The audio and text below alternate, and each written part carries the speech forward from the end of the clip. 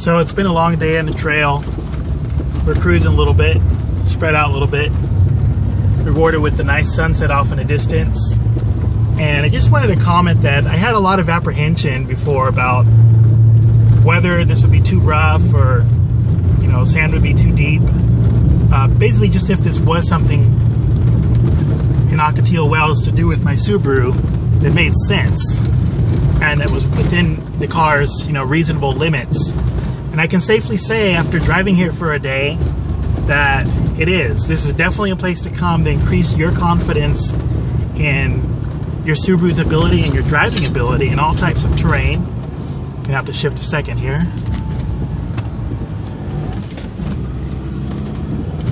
For instance there, no problem. This Subaru has just about as much control as any vehicle that I've seen out here. And the funny thing is that with better tires, nice all-terrains, you know, we'd really be shining. I did run into Justin from Reddit, who had some General Grabber AT2s on his Outback, and he said they handled this terrain really well. And I do have in mind purchasing those in the future, possibly. But again, don't fear that your Subaru can't handle sandy washes, deep sand, steep terrain. Maybe you haven't driven it yet, but it certainly can. And some of the smaller trails and drier trails where there's no dust, it's just a hard surface like clay, that I've done in the past really just helped to step me up to what we've done today. I mean, even today I got comfortable so much with the control of this car that I was able to try drifting a little bit. And, you know, obviously nothing insane Ken Block style, but going from not having ever done that to doing it in a legal environment where it's safe and nobody's going to get hurt, it's not on the street, and you don't tear up your car as much as trying to do it on the street and wear out your tires, it's great. So I feel really happy to have been able to do this today. So again, come to Ocotillo Wells with your Subaru and be rewarded with beautiful scenery, nice sunset. And if you cross to the south side, not necessarily the OHV area, but the south side where it looks like it would be less rewarding, there's some beautiful sand canyons there off of Split Mountain Trail. So I will shut up and let this roll for a little bit more. See how ATV almost lost it there.